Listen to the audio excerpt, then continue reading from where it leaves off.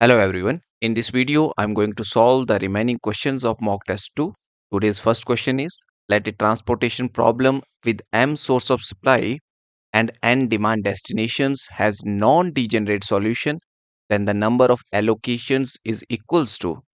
Question कह रहा है कि अगर कोई ट्रांसपोर्टेशन प्रॉब्लम है जिसमें m सोर्स ऑफ सप्लाई है और n डिमांड डेस्टिनेशन है और प्रॉब्लम का नॉन डीजेनरेट सॉल्यूशन एग्जिस्ट करता है तो नंबर ऑफ एलोकेशन किसके बराबर होंगे।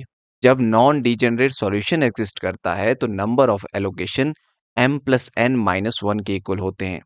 तो यहाँ से ऑप्शन सी सही ऑप्शन होगा। अगर डीजेनरेट सॉल्यूशन एग्जिस्ट करे तो उस केस में less than m plus n minus one allocation वहां पे हमें मिलती है। नेक्स्ट क्वेश्चन कह रहा है in bisection method if root lie between a and v then f of a into f of v is. Root a और b point के बीच में लाई करता है। रूट वो पॉइंट होता है जिस पॉइंट पे हमें फंक्शन की वैल्यू जीरो मिलती है। मान लो x रूट है, f ऑफ x की वैल्यू हमें फिर जीरो मिलेगी और जो जीरो होता है वो पॉजिटिव और नेगेटिव के बीच में लाई करता है।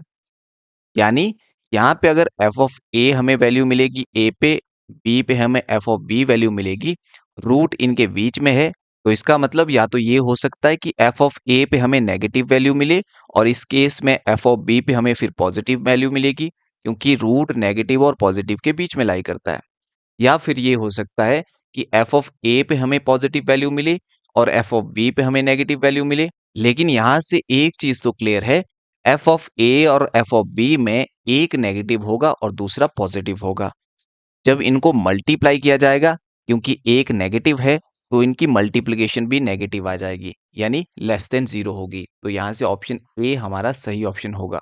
नेक्स्ट क्वेश्चन कह रहा है कि मिक्स्ड स्ट्रेटजी होने के लिए मैट्रिक्स के पास क्या नहीं होना चाहिए। तो इसका आंसर होगा सैडल पॉइंट। जब मैट्रिक्स में सैडल पॉइंट एग्जिस्ट नहीं करता है तब मिक्स्ड स्ट्रेटजीज यूज होती है। अगर सैडल पॉइंट हमें मिल जाता है तो उस केस में प्योर स्ट्रेटजी यूज होती है, यानी एक ही स्ट्रेटजी यूज होगी। तो यहां से हमारा ऑप्शन बी सही ऑप्शन होगा। Next question is two person zero sum game means that, और ऑप्शन हमारे पास दिए हैं the sum of losses to one person is equal to the sum of gain to other, और नेक्स्ट ऑप्शन है sum of losses to one person is not equal to the sum of gains to other. Option C है sum of losses of both persons are equal. Option d is none of this. Two person zero sum game में क्या होता है कि जितना फायदा एक person को होगा उतना ही नुकसान दूसरे पर्सन को होगा। तो यहाँ पे sum of losses to one person ये इक्वल होता है sum of gains to other. तो यहाँ से ऑप्शन ए हमारा सही ऑप्शन होगा। नेक्स्ट क्वेश्चन में हमारे पास एक मैट्रिक्स दी है और हमें आइगन वैल्यूज फाइंड करनी है इस मैट्रिक्स की। अब अगर यहाँ पे ट्रेस की बात करें, ट्रेस प्रिंसिपल डायगोनल में, प्रिंसिपल डायगोनल ये वाला डायगोनल होता है, इसमें जो एंट्रीज होती है इनका सम होता है। तो यहाँ पे सम करेंगे 0 प्लस 3 3 आ जाएगा, और जो ट्रेस होता है वो आइगन वैल्यू का भी सम होता है। यहाँ पे आइगन वैल्यू ऑप्शन में हमारे पास दी है। सबसे पहले हम ये देखेंगे कि किस किस ऑप्शन में सम 3 नहीं आ रहा है। अगर सम 3 नहीं आएगा इसका मतलब वो आइगन वैल्यूज नहीं बनेगी। जैसे ऑप्शन सी में बात करें, यहाँ पे सम 4 प्लस 2 प्लस 1 यानी 7 आ रहा है, 3 नहीं आ रहा है, तो यहाँ से ये ऑप्शन डिस्कार्ड हो जाएगा। ऑप्शन ए में बात करें तो यहाँ पे सम 3 माइनस वन यानी 1 आएगा, तो ये वाला ऑप्शन भी कैंसिल हो जाएगा। ऑप्शन बी और डी में देखें तो यहाँ पे सम 3 आएगा और यहाँ पे भी सम 3 आएगा, तो यहाँ से हम कुछ नहीं बोल सकते कि आइगन वैल्यू कौन सी होगी। अब आइगन वैल्यू फाइंड करने के लिए हम क्या करेंगे, हमारे पास मैट्रिक्स दे रखी है 0 1 0 -1 0 0 और 0 0 3। अगर इस मैट्रिक्स को ध्यान से देखें तो ये ब्लॉक डायगोनल मैट्रिक्स है। यहाँ पे हमें एक ब्लॉक मिला और यहाँ पे हमें एक ब्लॉक मिला और इसके ऊपर और नीचे वाले एलिमेंट सारे जीरो हैं, तो ये ब्लॉक डायगोनल मैट्रिक्स है। इसमें क्या होता है, जो डायगोनल वाले ब्लॉक हमें मिलते हैं वहां से हमें आइगन वैल्यू मिलती है। अब यहाँ पे क्योंकि 3 है तो एक आइगन वैल्यू तो ये होगी और बाकी आइगन वैल्यू हमें इस वाले ब्लॉक से मिलेगी। तो यहाँ से हमें मैट्रिक्स मिली 0 1 -1 और 0।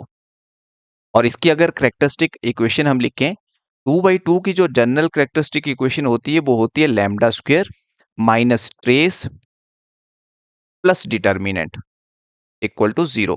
तो यहाँ से हमें मिलेगा लैम्डा स्क्वायर।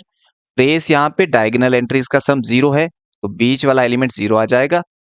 प्लस आगे डिटर्मिनेंट करेंगे तो 0 इंटू 0 0 आ जाएगा, माइनस आगे -1 इंटू 1 -1 आ जाएगा, तो डिटर्मिनेंट यहाँ से 1 मिलेगा। प्लस डिटर्मिनेंट होता है इसलिए यहाँ पे प्लस इक्वल टू 0। यहाँ से हम लैम्डा की वैल्यू निकालेंगे तो लैम्डा स्क्वायर -1 के इक्वल आ जाएगा और लैम्डा आ जाएगा प्लस माइनस आयोटा। तो यहाँ से हमारा ऑप्शन डी सही ऑप्शन होगा। आप चाहें तो इस मैट्रिक्स की कैरेक्टरिस्टिक इक्वेशन लिखकर वहां से रूट फाइंड कर सकते हैं, वो भी आपकी आइगन वैल्यू होगी। या फिर एक तरीका और है कि इसका डिटर्मिनेंट फाइंड कर सकते हैं। अगर यहाँ से मैं इसका डिटर्मिनेंट फाइंड करूं तो हमें क्या मिलेगा? अगर डिटर्मिनेंट के लिए मैं इसे फर्स्ट रो से एक्सपेंड करूं तो पहले 0 है, तो 0 में पूरा 0 हो जाएगा। आगे वाला नेगेटिव होता तो यहाँ पे -1 आएगा, और -1 के केस में इसकी रो और कॉलम को हाइड करना पड़ता है। यहाँ पे रह जाएगा -1 0 और 0 3। अंदर यहाँ पे 3 इंटू -1 होगा तो -3 आएगा, और -0 इंटू 0 0 आ जाएगा। तो यहाँ से हमें मिलेगा डिटर्मिनेंट इक्वल टू 3। अब हमें ये पता होता है कि जो डिटर्मिनेंट होता है वो प्रोडक्ट ऑफ आइगन वैल्यू होता है। अगर मान लो ये वाला ऑप्शन होता तो यहाँ पे आइगन वैल्यू 0 भी है, और प्रोडक्ट ऑफ आइगन वैल्यू यानी इनको अगर मल्टीप्लाई करेंगे 0 इंटू 0 इंटू 3 को, तो यहाँ से डिटर्मिनेंट हमें 0 मिल रहा है। लेकिन हमारा डिटर्मिनेंट 3 था, इसीलिए ये ऑप्शन भी डिस्कार्ड हो जाएगा। Next question is a normed linear space which is complete as a metric space is called. ऐसा नॉर्म लीनियर स्पेस जो कंप्लीट होता है एज ए मीट्रिक स्पेस उसे क्या कहते हैं? तो ये डेफिनेशन होती है बनाक स्पेस की। नेक्स्ट क्वेश्चन में हमारे पास एक सेट दे रखा है। और हमसे पूछा गया है कि क्या ये सेट कॉम्पैक्ट होगा, क्लोज्ड होगा, नॉट बाउंडेड होगा, या फिर बाउंडेड है बट नॉट क्लोज्ड। कोई सेट क्लोज्ड तब होता है अगर वो अपने सभी लिमिट पॉइंट को कंटेन करता है, यानी सारे के सारे उसके लिमिट पॉइंट उसी सेट के अंदर होने चाहिए। तो यहाँ पे मैं सबसे पहले लिमिट पॉइंट फाइंड करूंगा इस सेट के। उसके लिए मैं क्या कर रहा हूँ, यहाँ पे जो 1/n है इसे मैं फिक्स रखूंगा। अब क्योंकि m आ रहा है नेचुरल नंबर से, तो m को मैं पहले 1 पुट करूंगा, फिर उसके बाद m को 2 पुट करूंगा, और इसके बाद m को 3 पुट करेंगे, प्लस 1/n। इसी तरह से 4 पुट करेंगे, सो ऑन। अब इसका हम लिमिट पॉइंट फाइंड करेंगे, तो यहाँ से लिमिट पॉइंट क्या मिलेगा? Limit n approaches to infinity करना पड़ेगा। 1/∞ लिमिट के केस में 0 होता है, तो यहाँ से 0 मिलेगा, तो बेसिकली लिमिट पॉइंट यहाँ पे 1 मिलेगा, ये वाला। यहाँ पे भी ये वाला 0 हो जाएगा। जब इसकी लिमिट निकालेंगे तो यहाँ से लिमिट पॉइंट मिल जाएगा 1/2 प्लस 0 1/2, और यहाँ से लिमिट पॉइंट मिलेगा 1/3, और यहाँ से लिमिट पॉइंट मिलेगा 1/4। यानी इसके लिमिट पॉइंट 1 1/2 1/3 1/4 1/5 सो ऑन इस टाइप के होंगे। और साथ में यहाँ पे क्योंकि नीचे m था और साथ में n भी था, m और n जब दोनों को हम इन्फिनिटी पुट करेंगे तो यहाँ पे 1/∞ प्लस 1/∞ लिमिट के केस में जो 0 होता है, तो यानी वहां से हमें 0 भी लिमिट पॉइंट मिलेगा। अब यहाँ पे 0 इसका एक लिमिट पॉइंट है, लेकिन 0 सेट का एलिमेंट नहीं है। 0 सेट के अंदर आपको नहीं मिलेगा। आप m और n को नेचुरल नंबर पुट करेंगे तो वहां पे आपको 0 नहीं मिलेगा, 0 लिमिट पॉइंट होगा। अब क्योंकि 0 इस सेट में, अगर इस सेट को नाम दूं मैं s, तो 0 इस सेट में बिलोंग नहीं कर रहा है, 0 एक लिमिट पॉइंट है, तो इसका मतलब ये सेट क्लोज्ड सेट नहीं होगा। क्योंकि क्लोज्ड सेट वो सेट होता है जो अपने सभी लिमिट पॉइंट को कंटेन करता है। तो यहाँ पे नॉट क्लोज्ड होगा, इसीलिए ऑप्शन सी कैंसिल हो जाएगा। यहाँ पे लिखा है क्लोज्ड। कॉम्पैक्ट जो होता है सेट वो बाउंडेड प्लस क्लोज्ड होता है। अगर कोई सेट बाउंडेड है और क्लोज्ड भी है तो उस सेट को हम कॉम्पैक्ट सेट कहते हैं। लेकिन ये सेट क्योंकि क्लोज्ड नहीं है, इसी वजह से ये कॉम्पैक्ट भी नहीं होगा, तो यहाँ से ऑप्शन बी भी हमारा कैंसिल हो जाएगा। अब बाउंडेड की बात करते हैं। अब यहाँ पे अगर m और n दोनों को हम 1 1 पुट कर दें, क्योंकि m n नेचुरल नंबर से आ रहे हैं, तो वहां पे हमें मिलेगा 1/m प्लस 1/m, और ये हो जाएगा 2 के इक्वल। 2 इस सेट का सबसे बड़ा एलिमेंट रहेगा, बाकी एलिमेंट 2 से छोटे ही रहेंगे। क्योंकि जैसे अगर m को हमने 1 पुट किया, 1 फिक्स भी कर दिया, n की जगह पे एक बार हमने 1 रख दिया है, फिर हमें n की जगह पे 2 रखना पड़ेगा, तो ये 1 प्लस हाफ हो जाएगा, फिर 1/3 आएगा यहाँ पे, तो हमें छोटे ही एलिमेंट मिलेंगे, तो सबसे बड़ा एलिमेंट इस सेट का रहेगा 2। अब यहाँ पे m और n आ रहे हैं नेचुरल नंबर से, यानी mn यहाँ पे पुट करेंगे तो हमेशा हमें पॉजिटिव नंबर ही मिलेंगे, नेगेटिव नंबर यहाँ पे नहीं मिलेंगे। इसका मतलब अगर मैंने इस सेट के एलिमेंट को नाम दिया x, तो इसके एलिमेंट 2 के इक्वल होंगे या 2 से छोटे होंगे और 0 से बड़े होंगे, नेगेटिव नंबर यहाँ पे नहीं मिलेंगे। तो सारे के सारे एलिमेंट 0 और 2 के बीच में होंगे, ज्यादा से ज्यादा 2 के इक्वल हो सकते हैं। तो ये सेट बेसिकली बाउंडेड सेट है। तो यहाँ से ऑप्शन ए नॉट बाउंडेड था, ये कैंसिल हो जाएगा। ऑप्शन डी है बाउंडेड बट नॉट क्लोज्ड, ये हमारा सही ऑप्शन होगा। नेक्स्ट क्वेश्चन में हमसे इनफाइनाइट सीरीज की कन्वर्जेंस और डाइवर्जेंस पूछी गई है। इस तरह की सीरीज जिसमें -1⁻n दिया होता है, वो लेबनिट्ज टेस्ट या फिर जिसे अल्टरनेटिंग सीरीज टेस्ट कहते हैं, उससे सॉल्व होती है। अब अल्टरनेटिंग सीरीज टेस्ट क्या कहता है कि अगर कोई सीरीज समेशन -1⁻n और an टाइप की होती है, और इसमें जो an होता है वो अगर 3 कंडीशन को सेटिस्फाई करता है, an जो है वो ग्रेटर देन 0 होना चाहिए फॉर ऑल n, यानी पॉजिटिव टर्म की सीक्वेंस होनी चाहिए। और दूसरी कंडीशन जो होती है वो ये होती है कि an जो है वो मोनोटोनिकली डिक्रीजिंग होना चाहिए, यानी आगे वाली टर्म छोटी होनी चाहिए पीछे वाली टर्म से। तो an+1 क्योंकि आगे वाली टर्म होती है, ये छोटी होनी चाहिए an से, ये कंडीशन होती है डिक्रीजिंग की। और थर्ड, जो an है इसकी लिमिट 0 होनी चाहिए।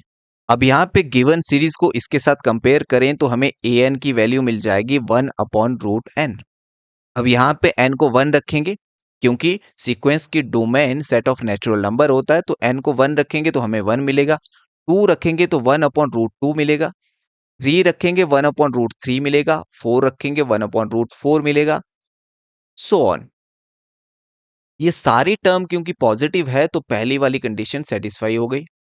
और ये जो सीक्वेंस है वो डिक्रीजिंग भी है, पहले 1 वैल्यू थी, 1/√2 1 से छोटा आएगा, और 1/√3 क्योंकि √2 से बड़ा डिनोमिनेटर √3 होता है, बड़े डिनोमिनेटर से हम 1 को डिवाइड करेंगे तो वहां पे छोटी वैल्यू हमें मिलेगी। तो ये जो सीक्वेंस है वो डिक्रीज भी कर रही है, तो सेकंड कंडीशन भी सेटिस्फाई हो जाएगी। और 1/√n में अगर n को इन्फिनिटी पुट कर दें, इसकी लिमिट फाइंड करें तो नीचे इन्फिनिटी आ जाएगा, 1/∞ 0 होता है। तो तीसरी कंडीशन भी सेटिस्फाई हो जाएगी कि इस सीक्वेंस की लिमिट 0 है।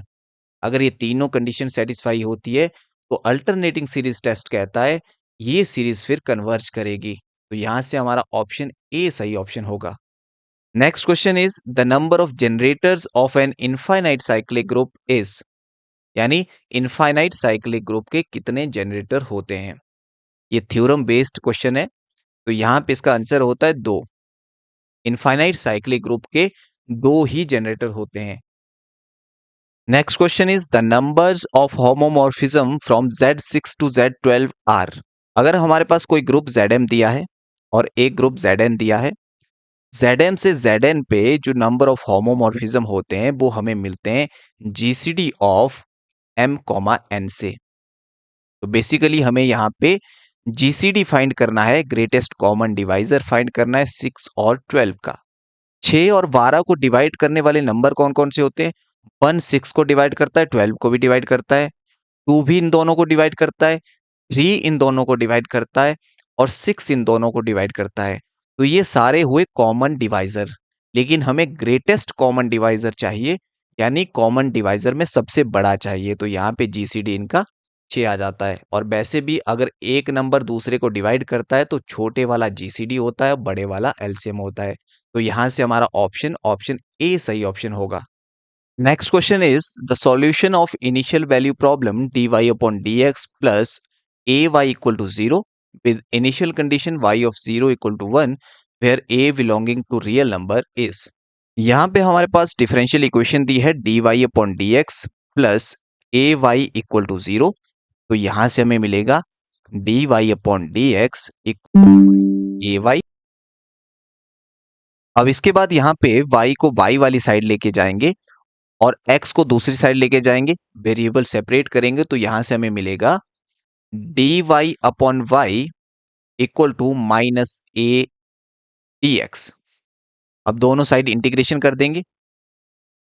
इसकी इंटीग्रेशन हमारे पास आ जाएगी, माइनस बाहर ए भी कांस्टेंट है, dx की इंटीग्रेशन होती है x which is equal to 1/y की इंटीग्रेशन y के रिस्पेक्ट में होती है log y, और आगे आएगा कांस्टेंट ऑफ इंटीग्रेशन। कांस्टेंट भी हम log c की फॉर्म में ले लेते हैं क्योंकि यहाँ पे log है, तो यहां से हमें मिलेगा minus a x equal to, अब log m plus log n होता है log mn, तो यहां से log yc आ जाएगा। अब इसके बाद हमें यहां से मिलेगा, यहां से अगर log को हटाएं हम, दोनों साइड एक्सपोनेंशियल लेना पड़ेगा, तो यहां से हमें मिलेगा yc, क्योंकि e दोनों साइड लिया है तो log वहां से कैंसिल हो जाएगा, yc आ जाएगा, इस साइड e की पावर माइनस ए एक्स आ जाएगा। अब इसके बाद हमारे पास एक इनिशियल कंडीशन दी थी कि y ऑफ 0 इक्वल टू 1, यानी x को हमने 0 रखना है और y को 1 रखना है, तो यहां से हमें मिलेगा, यहाँ पे y को 1 रखेंगे तो c आ जाएगा, यहाँ पे x को 0 रखेंगे तो e की पावर 0 1 आ जाएगा। c की वैल्यू हमें 1 मिल चुकी है, तो यहाँ पे c की वैल्यू 1 रखेंगे तो हमें सॉल्यूशन मिल जाएगा, y इक्वल टू c की जगह 1 रखा, e की पावर माइनस ए एक्स। ये हमारा सॉल्यूशन होगा जो कि ऑप्शन बी में था। और इनिशियल कंडीशन में यहाँ पे y 0 पे 1 मिल रहा था, अगर इस ऑप्शन में x को 0 रखें तो यहाँ पे 0 आ रहा था, तो ये ऑप्शन तो 1 ही नहीं सकता था। नेक्स्ट क्वेश्चन में हमारे पास एक डिफरेंशियल इक्वेशन दी है और कुछ इनिशियल कंडीशंस दी है, तो यहाँ पे हमें सिंबॉलिक फॉर्म इसकी मिल जाएगी। डबल डेरिवेटिव है तो D square minus two into single derivative है तो डी प्लस 1, और बाहर y आता है इक्वल टू e की पावर x। अब इसके बाद इसकी ऑक्सिलरी इक्वेशन लिखेंगे तो यहां से मिलेगा d square minus two D plus 1 equal to 0। अगर यहां से फिर d की वैल्यू हम फाइंड करें तो यहां से मिल जाएगा minus b plus minus under root v square minus 4ac upon 2a, तो यहां से मिल जाएगा 2 प्लस माइनस 0 अपॉन 2। एक बार 2 प्लस 0 बाई 2 करेंगे तो वहां से 1 मिलेगा, एक बार 2 माइनस 0 बाई 2 करेंगे तो वहां से भी 1 मिलेगा।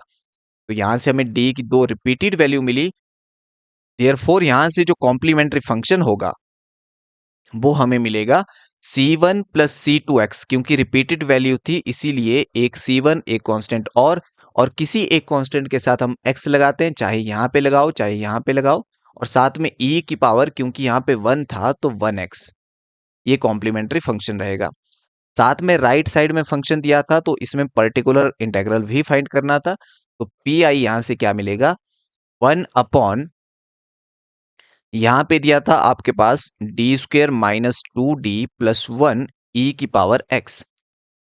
अब जब पर्टिकुलर इंटेग्रल में एक्सपोनेंशियल टाइप का फंक्शन आता है तो x का जो कॉफिशिएंट होता है वो हम d की वैल्यू रखते हैं। x का कॉफिशिएंट यहाँ पे 1 है तो d को हम 1 रखेंगे, और जब यहाँ पे हम d को 1 रखेंगे, वैसे इसका रूट ही 1 था तो यहाँ से हमें 1 रखने पे 0 मिल जाएगा नीचे।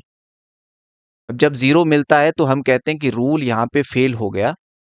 अब यहाँ से हमें मिलेगा, क्योंकि रूल फेल हो गया तो हम क्या करते हैं, ऊपर एक x लगाते हैं और नीचे डेरिवेटिव करते हैं नीचे वाले फंक्शन का। डी स्क्वायर का डेरिवेटिव हो जाएगा 2d, आगे 2d का डेरिवेटिव होगा 2, और यहाँ पे e की x। अब फिर से d को 1 पुट करेंगे तो यहाँ से हमें मिलेगा x e की x, और 1 पुट करने पे फिर से नीचे 0 हो जाएगा, तो रूल एक बार फिर से फेल हो जाएगा। तो इसके बाद एक x और ऊपर लगाना पड़ेगा, तो ऊपर एक्स स्क्वायर हो जाएगा, नीचे डेरिवेटिव करेंगे तो नीचे 2 आ जाएगा, साथ में e की पावर x। अब क्योंकि d खत्म हो चुका है तो यही हमारा पर्टिकुलर इंटेग्रल रहेगा। तो यहां से सॉल्यूशन क्या मिलेगा, सॉल्यूशन होता है complementary function plus particular integral. Complementary function हमारे पास था c1 plus C to x, और बाहर था e की power x, plus particular integral हमारे पास आया है एक्स स्क्वायर e की पावर x डिवाइडेड बाई 2। अब हमारे पास दो इनिशियल कंडीशन दे रखी थी जिसकी हेल्प से हम c1 और c2 की वैल्यू फाइंड करेंगे। पहली कंडीशन हमारे पास है y ऑफ 0 इक्वल टू 0, और सेकंड कंडीशन है y dash of 0 to minus half, और हमें वैल्यू फाइंड करनी है y ऑफ 1 की। इन्हीं कंडीशन का हम यूज करेंगे। हमारे पास यहाँ से क्या मिलेगा, पहली कंडीशन थी y ऑफ 0 इक्वल टू 0, हम x को 0 रखेंगे और y को भी 0 रखेंगे, तो यहाँ से हमें मिलेगा 0 इक्वल टू, यहाँ पे x को 0 रखा तो यहाँ से मिल जाएगा c1, और e की पावर 0 होता है 1, प्लस आगे यहाँ पे अगर x को 0 रखेंगे तो ये पूरा 0 हो जाएगा, तो हमें यहाँ से C1 की वैल्यू मिल जाएगी 0। अगर C1 हमें मिल चुका है तो यहाँ से y की वैल्यू बन जाएगी C2 x e की power x plus x square e x upon 2। अब सेकंड कंडीशन क्योंकि डेरिवेटिव पे थी तो हमें यहाँ से डेरिवेटिव फाइंड करना है। यहाँ से हमें y डैश मिल जाएगा। अगर इसका डेरिवेटिव फाइंड करेंगे C2 बाहर, अंदर प्रोडक्ट रूल लग जाएगा। दो फंक्शन है, first function x as it is, derivative of second function e की x का e की x ही होता है। Second function as it is, derivative of x is 1। यहाँ पे ये हमें मिलेगा, प्लस आगे 1/2 बाहर आ जाएगा, यहाँ पे भी प्रोडक्ट रूल लगेगा। X square as it is, derivative of e की एक्स ही रहता है, प्लस ई की x as it is, derivative of x square is 2x। ये यहाँ से हमें मिल जाएगा। और सेकंड कंडीशन थी कि y dash of 0 equal to minus of half. यहाँ से हमें मिलेगा, यहाँ पे हम x को 0 रखेंगे और y डैश की जगह माइनस हाफ रख देंगे, तो यहाँ पे आ जाएगा माइनस हाफ इक्वल टू, यहाँ पे x को 0 रखा तो ये पूरा 0 हो गया। e की पावर 0 1 होता है, तो यहाँ से 1 इंटू C2 हमें C2 ही मिलेगा, प्लस यहाँ पे x को 0 रखा तो ये पूरा 0 हो जाएगा, यहाँ पे x को 0 रखा तो ये पूरा 0 हो जाएगा, तो यहाँ से हमें C2 ही मिल जाएगा, C2 equal to minus half. अब C1 C2 की वैल्यू इस y में रखेंगे तो हमें y की वैल्यू मिल जाएगी, तो यहाँ से हमें y ऑफ x मिल जाएगा। C1 की वैल्यू हमारे पास 0 थी, C2 की वैल्यू माइनस हाफ है, तो यहाँ से मिलेगा minus half x power x plus x square e की पावर x डिवाइडेड बाई 2।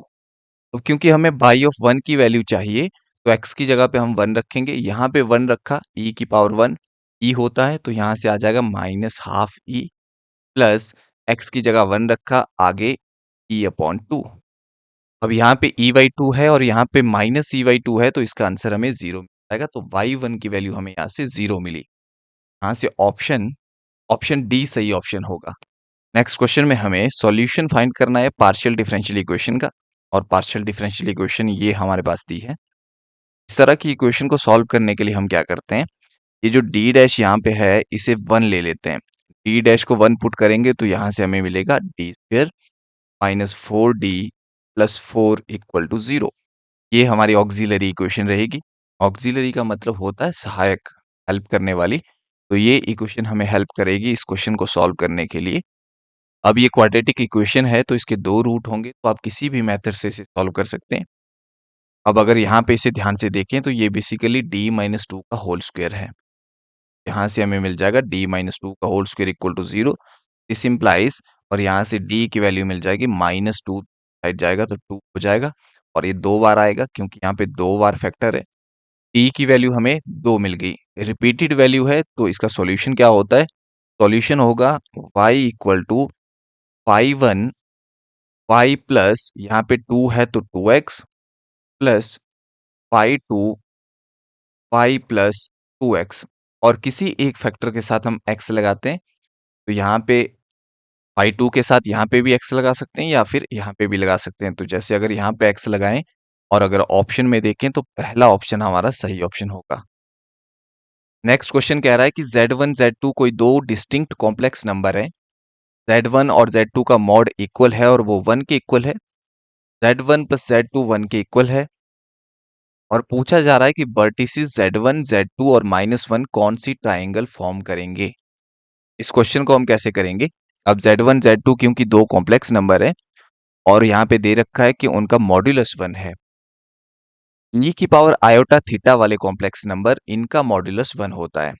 तो यहाँ पे मैं z1 को e की पावर आयोटा थीटा ले रहा हूँ और z2 को ले रहा हूँ e की पावर माइनस आयोटा थीटा।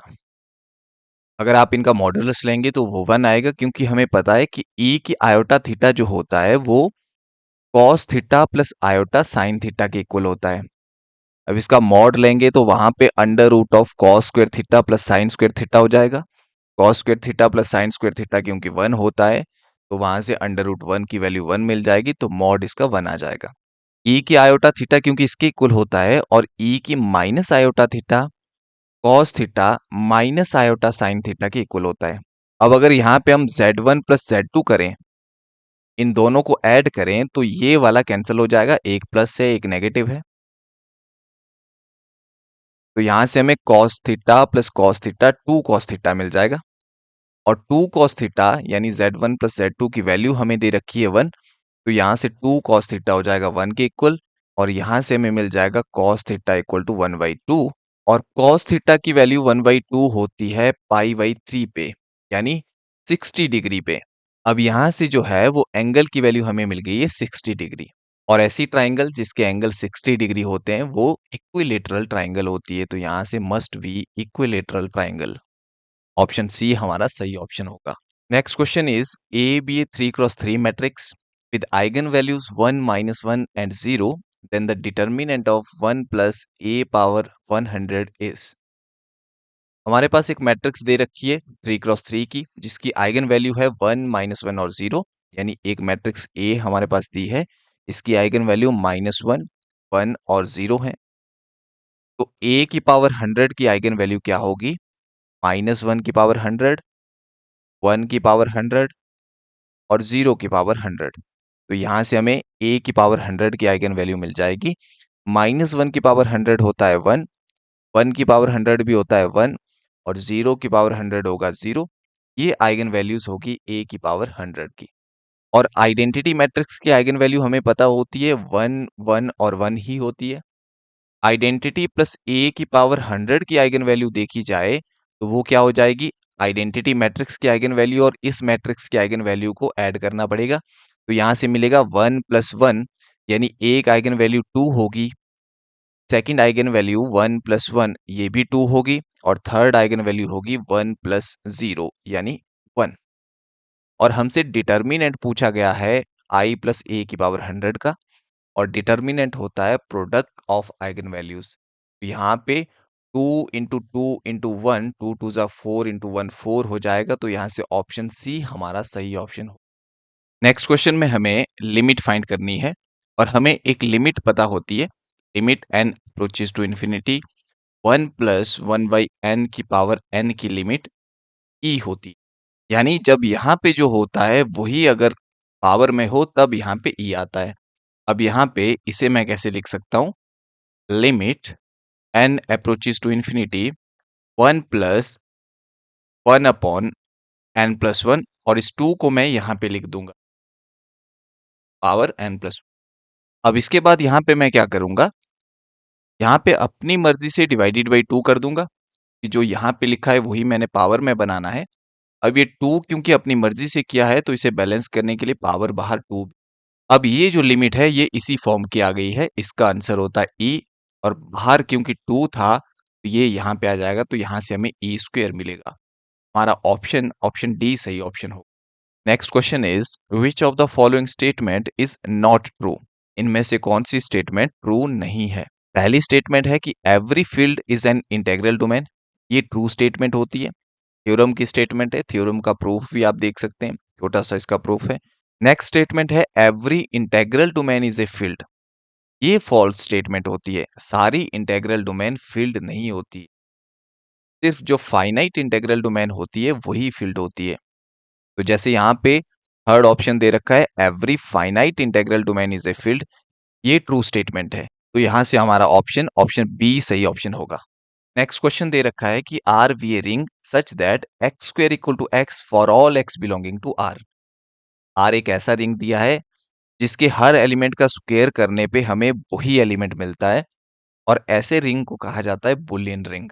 और पूछा गया है then which of the following is not true, इनमें से कौन सी स्टेटमेंट ट्रू नहीं है?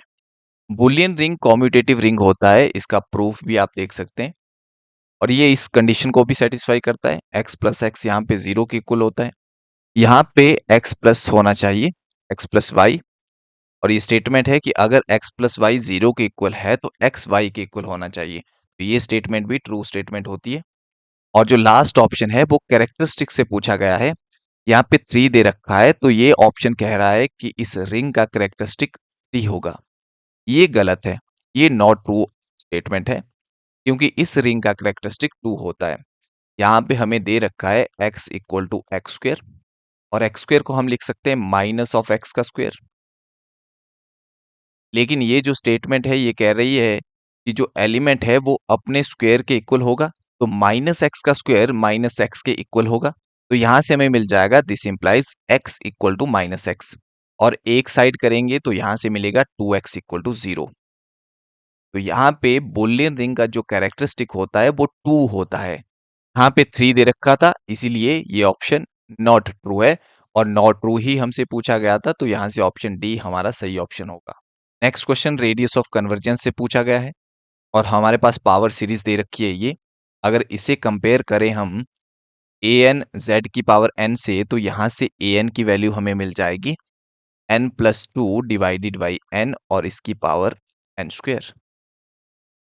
अब रेडियस ऑफ कन्वर्जेंस का फॉर्मूला होता है 1/r equal to limit n approaches to infinity mod of a n की पावर 1/n। तो यहाँ से हमें मिलेगा limit n approaches to infinity mod of a n की जगह ये वाली वैल्यू आ जाएगी n+2 डिवाइडेड बाई n और इसकी पावर क्योंकि एन स्क्वेयर थी, बाहर पावर 1/n होती है, एक पावर n कैंसिल हो जाएगी तो यहाँ पे पावर n रहेगी और यहाँ से हमें मिल जाएगा limit n approaches to infinity और इसे मैं लिख सकता हूँ, एक बार n के नीचे n लिखूंगा तो यहाँ से 1 आ जाएगा और एक बार 2 के नीचे n लिखेंगे तो 2/n आ जाएगा, पावर n रहेगी। और इस तरह की लिमिट हमने अभी एक क्वेश्चन में की कि अगर यहाँ पे ऊपर 2 होता है, नीचे n है, यहाँ पे भी n है, तो इसका आंसर आता है ई स्क्वेयर। और उस क्वेश्चन में हमारे पास 1+2y n+1 की पावर n+1 की लिमिट पूछी गई थी, वहां से ई स्क्वेयर लिमिट आई थी। अगर यहाँ पे 2 हो, अगर यहाँ पे 3 होता तो ई की पावर 3 लिमिट आती। यहाँ से आंसर ई स्क्वेयर मिला 1/r का, लेकिन हमें r की वैल्यू चाहिए, r की वैल्यू यहाँ पे होगी 1/e स्क्वेयर। तो यहाँ से ऑप्शन डी हमारा सही ऑप्शन होगा। ये हमारा मॉक टेस्ट 2 का सॉल्यूशन वीडियो का लास्ट पार्ट था। अगर आप आगे एक और मॉक टेस्ट चाहते हैं या फिर आप सब्जेक्ट वाइज या टॉपिक वाइज वीडियोस चाहते हैं, तो आप कमेंट बॉक्स में कमेंट कर सकते हैं कि किस किस टॉपिक पे आपको वीडियो चाहिए। इस वीडियो में इतना ही। Thank you.